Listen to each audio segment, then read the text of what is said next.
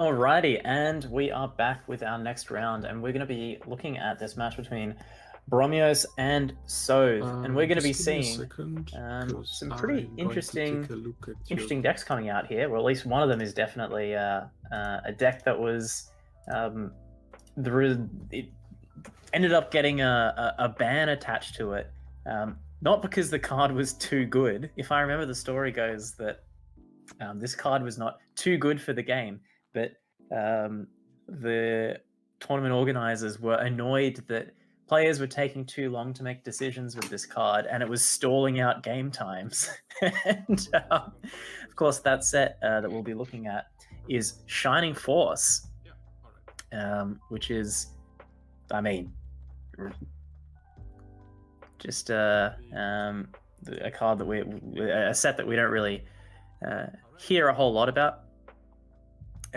Sorry. Or at least I think we're nowadays. actually not Shining right now, sadly. Are we not looking at Shining? Oh, this is Disgaea. Yes, yeah, you guys rused me. This is Disgaea versus Fate. What? Oh, I've been rused. Well, Fate does also have a card that is... Fate also has just to hold for Dan's announcement here. Yeah. No, Fate does actually have a card restricted for time in a friends. Which one it's was a 3/3 that? event that lets you heal 3. Oh, yes. Yeah. It's not directly just because it's a stallish card, but it is a card that contributed to the now restricted deck being a very grindy kind of deck that shut a lot of decks out of the competition just by existing. So you're not entirely wrong, just it's not Shining. Oh, so sad. Well, instead we're going to be looking at Disgaea, which is another set that was incredibly powerful back in the day.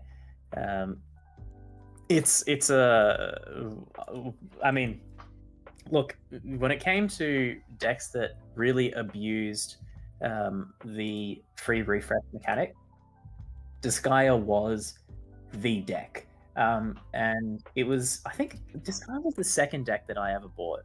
The first one was, I think, I was finishing up table checks.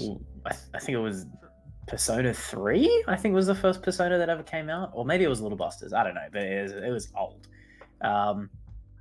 And Disgaea had access to this 3/2 from the trial deck, and it did get printed in the main set as well. But most people got it from the trial deck, which just had this massive advantage engine. You could just heal on play, shoot it off to your memory, and then just add 2 cards to your hand. It was a incredibly powerful Lahal, and you'd combine that with a 2/1, which let you free fresh and then just burned your opponent for 1 damage, and had this weird little downside to it of when it was reversed, you could send it to deck and then shuffle the deck. But in a sense, that was actually kind of a good thing. Sometimes you could do some stuff where by having that additional card, you were able to line up your deck a little bit better and get more refreshes out, even though it was hurting. It was a weird deck. It plays weirdly. Let's just put it that way. Fate also played weirdly. I mean, there weren't a lot of cards out for Fate back then, as far as I recall. I think there were 2. Were there even 2 sets for Fate? I think that you had Hollow Ataraxia. There's Fate Stay Night and Fate Hollow Ataraxia, which are 2 sets that... Actually, no, sorry. Fate 0 is also available at the time of this tournament. Oh, right, yeah. Quite a few Fate sets available here. The game Fate has 0. started. And Disgaea, or Bromyos, I hope that's the right way to say that name, has started off attacking with the level 0 Valvatose. Sorry, I'm looking at the Japanese name and I don't know what that is in English, but anyway. Valvatores? As long as you have one, maybe. If you have one or few other characters, it gains 1,000 power by card effect. So that's a decent start. It doesn't hurt to have a card like that, because bombs are primarily the best way you can use to remove your opponent's stuff if you can't fight them through power, and back then level 0 bombs that aren't red were a lot less common, so it's fairly likely to come back. Yeah, and Disgaea actually had, 8-gate privilege at this point, because they had an EP that came out, which gave them another gate trigger. It gave them a very weird advantage engine if you wanted to play it, which was, I think it comboed with a two soul, a +2 soul, and it was like on cancel you could salvage a character. That was quite fun. And yeah, I mean, there's some great cards that came out in Fate as well. Whole Ataraxia. I mean, obviously the big one that we're seeing on the board right now, that 0/0 yellow, is the Avenger, the Clock Encore. I mean, this was. I think I still have my original copies of this card, which gave all of your other, I think it's master trait characters. Yeah, it's master trait Clock characters. Encore. Yeah, so you had to kind of choose the build that you wanted to play when you played Fate. You had to either go deeper into Servants or you had to go deeper into Masters. And playing the Clock Encore Avenger pretty much meant that you were committing a fair bit to those master trait characters. Now, we did just see a card go into the Fate players' stock. That was the Rin and Archer 3/2. Now, this is an actual finisher, right? Yeah, it is. Yeah, it heals, and when you attack and you have the 2 soul, you can burn 1 to your opponent. And it also has an additional effect where you can discard a weapon character, and this card gains 2k. But yeah, again, it's just one of those heal less common back in the day. It does unfortunately combo on a 2 soul and not something a bit nicer, but yeah, it still has 2 rolls and was a pretty good card by You know standards what? back then. So. I gotta disagree with you on that. I don't think it's unfortunate that it combos on 2 soul, because it meant that you could side at 4 soul against level 3s, -1. Your opponent couldn't play event counters against you, and you could go 1/1, 1/1, 1/1, and just kill your opponent. That is true. If your opponent didn't hit 3/0, yes. That is very, like, the higher your opponent is on damage, the more likely that is to kill them with smaller instances, and the number of cancels that they need to see in a smaller number of cards just goes up. So yeah, there are points in the game where that is advantageous. And if you're playing Fate, you definitely want to. Fortunately, that does look a bit further away than what you would like if you were playing Fate as Sothe right here. But yeah, he does have a way to maintain card advantage, seeing as his opponent is currently, whereas Sothe's Takahata itself is still alive. Yeah, and I mean, Fate had issues in its early stages with, actually, because even though it did kind of objectively have one of the best ways of closing out the game, sometimes it struggled with getting to a position where it could actually close out the game. And we're looking at, for example, this 1/0 Rin that's just come down on the board. Climax combos with a gate trigger, and puts a different Rin into its slot. It's also a brainstorm which searches for other Rins. It's a very weird set in general. I mean, it just, a lot of weird stuff happens. But it looks like instead of going for that climax combo, the 2 soul climax comes down, and just the big hits are coming out here. It's definitely an effective point to slam the climax, because Bromyos is still on low damage, and he has cancelled. Yeah. Manages to hit another one there. That's 1, 2, 3. Yeah, that should put Bromyos in a pretty awkward position. Ooh. All right, that was a pretty quick catch up. What is that? 1, 2, 3, 4, 5. Well, it is a rough position. However, Disgaea has access to one of the most dank events in the game, which is the 1/0 green event. And I really hope we get to see that. This was a card that had you clock yourself until you level up, and then you minus 3k your opponent's entire board. It just wow! Like, I mean, so much fun on that card. And you were playing it at level 1 anyway. And here it comes. Oh my god, he does it! What an absolute Chad! Look at this, that's man. going to wipe. That's going to wipe Sothe's back row. It wipes But everything. he chooses to clock level 0 Karen before the adventure goes to the waiting room to maintain his card. Right. So Yeah. So just in case people aren't aware, when multiple characters would have to go to the waiting room, the controller gets to choose the order in which they go to the waiting room. And right here, he decided to send the Karen to the waiting room first, bring it back with the clone, and then do the rest. however, the rest of the board still has minus 3k, so it's going to be pretty easy to bash through the remainder of this board. Definitely going to have no issues there. Did hit off that brainstorm as well. Those blue little clone characters, which have draw brainstorm. Excuse me. Unfortunately, Disgaea, not super blessed in the non-level 3 advantage. But yeah,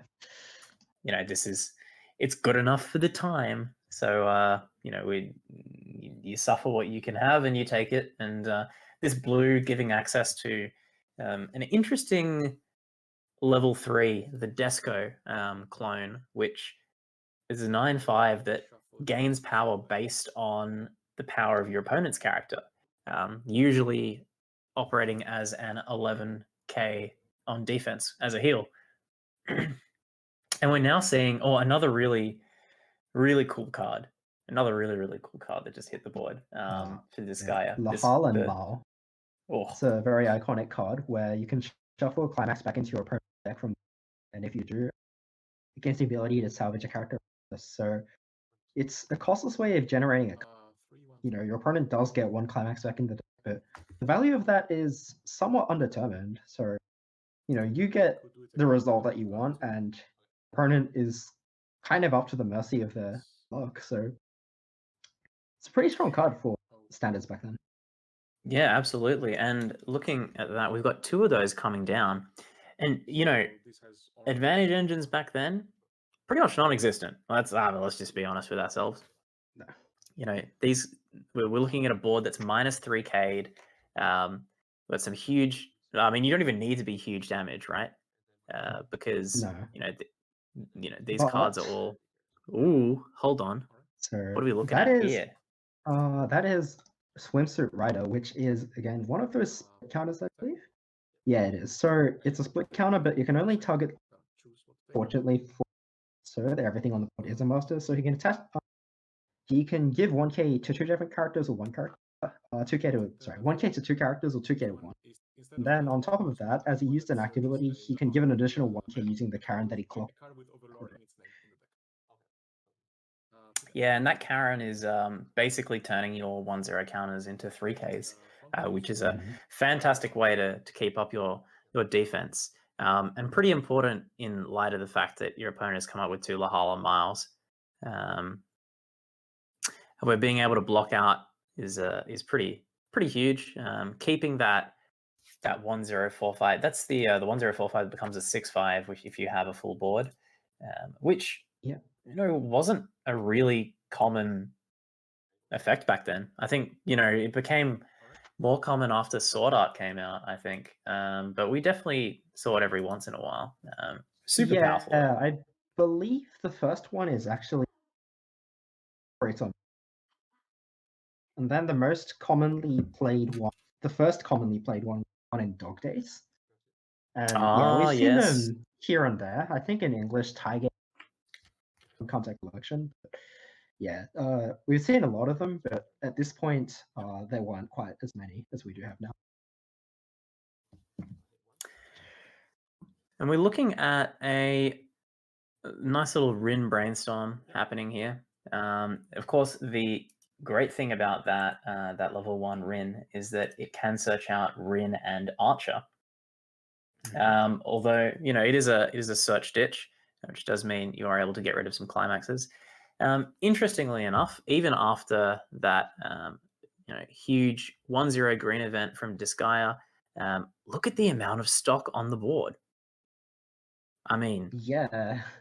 He that's was able to gain a few turns at level 0, so that definitely to the number of stock he has. It's a bit hard to see how much he has in hand. It doesn't looks look like like an awfully small. I think we're looking at 7 stock, and I'm not sure how much hand, but oh no, that's a full grip. Yeah. Oh, that could be a little bit painful, but we'll see what comes off the top here. Ooh, Alright. takes all 3 of those, goes to 2-3.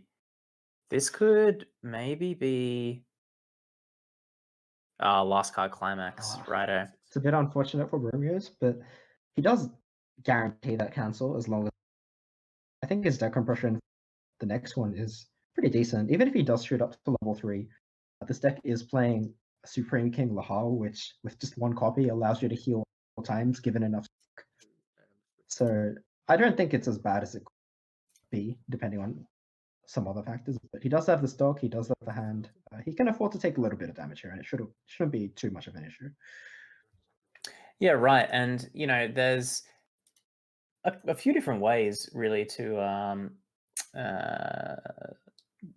build Disgaea. I mean, we even saw people we haven't seen it in this game running, for example, little parts of the yellow pretty lineup, a whole bunch of different level 1 utility. And that was really one of the cool things about this deck, is that it was, even though there weren't a lot of cards, there were so many different builds that you could come out with, and they could really do some pretty diverse things. I mean, people were even playing that the 3/2 10k demon thing that had like the clock kick or whatever it was called.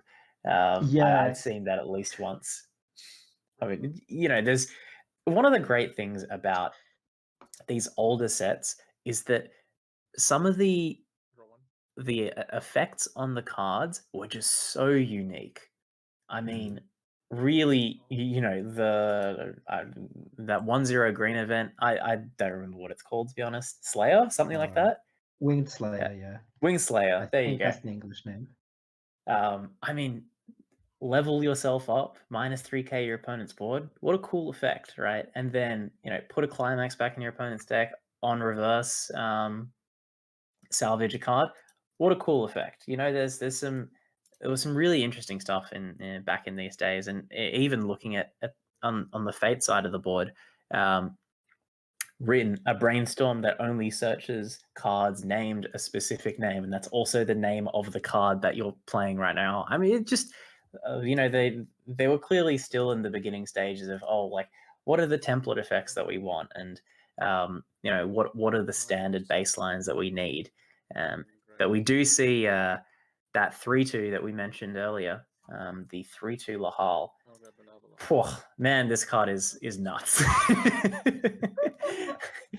I mean, this never has there been a card that deserved a ban more than this. It's very interesting because typically in cards, I feel like as time goes on, in stuff like in games like Magic and this one, the creatures get stronger, but the spells get weaker. But Lahal really breaks that rule, where it's probably significantly stronger than a lot of the character cards we have, right? Yeah, I mean, that card would still be good today. Yeah. That's how good this card is that it's one of the first cards that ever came out in this game, and it would still be probably a 3 or 4 of if you played it today. So just big nutty stuff. And we're seeing here the Desco lines. This is a change combo, which has it has a climax combo, but it's on a book trigger, and usually you just go for the 8 gates here. But at the beginning of your encore step, if the card's in rest, you can pay the cost, and if you do, you can choose the 3/2 and put it into that card's previous slot. But of course, the Disgaea deck already at 3/0, so not a whole lot of value in doing that. However, he might be thinking, well, what is Fate really going to do at level 2? I don't know. Well, I really don't know. there's a single copy of a 2/2 Saber, which gains 500 for each of the masters. It's base 7/5 and goes to 9/5, and if you control a character named Shiro Emiya, it gains hand on core. So Shiro Emiya isn't actually in the deck, but the Avenger level 0 is treated as Shiro Emiya as long as. Really, the only new card that becomes accessible at level 2 for Sothe here is a 2/2/9/5, which is big enough to fight the 2/1 Disco, but if Bromyos decides to change here, then the 2/2 Saber would no longer be a threat. Interestingly, though, he doesn't change here, assuming that he wants to heal instead. In fact, I'm interested in that turn overall. I thought he would just play Costas character, save up some resources here. Expect him cancel. Whatever he doesn't cancel, heal off. But he decides to play some costed characters instead. So yeah, I'm curious what his hand looks like. I think the logic might have been that he just doesn't think that those characters are going to get destroyed. Because I mean, the brainstorms in the back giving the 500 global power means that those Descos are 7,000, 7/5 base plus 500 from each of those. We're looking at 85s. I mean, Fate can't really deal with that. It's actually kind of a big board. Yeah, that's true. In order to deal with it, it would require some resource investment, and it doesn't look like Sothe does have that kind of resource. So yeah, it is a pretty good. I did miss. Yeah, I think he's played the characters. Yeah, just meted it out. I guess he knows exactly what he's going to deal with. Oh, he does manage to get a one of those 2/1s reversed, but looks like that center one's gonna make it, and probably that's good enough, right? I think. Yeah, look, that gets the cancel on that one. Taking that 2 damage is a bit rough. Yes, I would say.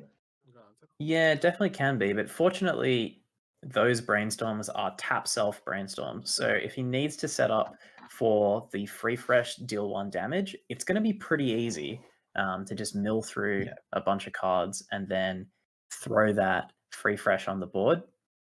Just checking his stock right now. He is sitting at 5, which is a pretty healthy amount. 1 Lahal in memory and at level 3 as well. So I mean, there's a couple ways this turn could go. We could be looking at setting up a way to change. We could just be looking at raw playing a Lahal, which is what does end up happening here. Gets the heal. Will he immediately pop the Lahal, or will he leave it on the board as a bit of a beat stick? Let's see how many cards are left in his deck. Looks like it's definitely more than 5.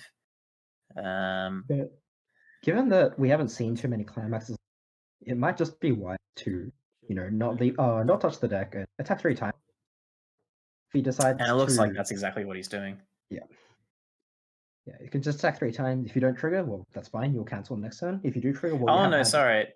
He's the on play effect of the Desco is that you have to rest one of your characters. So he is going to burn off that Lahal. And of course, that is one of the main interactions in the deck is that you can rest the Lahal and then you can take it out of your deck after take it off the field afterwards. So it decides to take the interesting the 0/0 and the 1/0, the advantage engine. Okay, and we'll see what this last card is going to be. It is just a 0/0 Velvetores. So looking like he wants to swing in for a clean 2/2/2. Cleaning up that level 1 with the 3/2. The Desco coming in for another 2. And I'm assuming that the 3/2 Desco, the change target, is probably floating around in his. I think it is a change from waiting room, isn't it? Yeah, no, it is a change from waiting room. So yeah, probably trying to change. There we go. change out a waiting room, get that last heal, and go down to 3-0, saying to his opponent, okay, you're on 4 stock. Probably not going to be killing me off the top here. I've got a reasonable hand size. I've got some 10,500s that are going to be getting plus 1,500 if you put a level 3 in front of them. So we're looking at 12,000s. I feel pretty safe here. And yeah, I think that's fair enough. And finishing with 2 stock as well, yes, it's low, but we're getting to a point in the game when pressure, you're going to have to convert that stock into pressure, right? If you're ending the game with 4 or 5 stock when you're losing, it does mean probably means you haven't spent your stock effectively throughout the game. So, getting to the point where we're trimming down on those stock levels, we didn't see any free fresh shenanigans, but, hold your breath. It could still happen. And here we go. Here comes the Rin and Archer. Comes in with the heal. I think this down is to the 2 worst stock. case scenario for Ooh. Bromyos, where the level 3 combo on Rin and Archer pings off those climaxes left. And that one last attack will stick.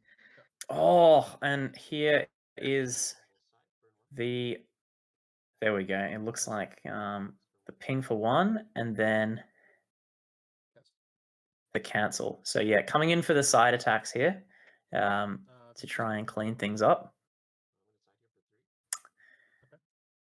And it looks like this is just going to be a regular old front attack. 1, 2. Oh, that 3 manages to stick. Little bit very painful. Unfortunate that Yeah, the top 2 2 climaxes climaxes on exactly top. were. Yeah, Because in any other it's rough. arrangement, he would have Bromyos would have cancelled the 3 from this attack. Yeah, So, look, a little bit of a happens. low roll, but we'll see what happens here. That 3 comes in, and then oh no, a climax off the top as well. Now a critical decision here. Is this going to be a front attack or is it going to be a side attack? And it looks like he is just going to go for the side attack. And 3-6. 3-6. Yeah. Starting there, nothing even though he misses gets... lethal, is a pretty good idea, given that he already knows that Bromyos can potentially... No, it's only once, yeah. So at best, Bromyos is going to go into his next, going to Sothe's turn with 3/5, and if you only need to do 2 damage. So yeah, just sticking that damage while you can is the better line. Yeah, I tend to agree. The flip side, of course, is that these Descos are going to very comfortably hit over the Rin and Archers.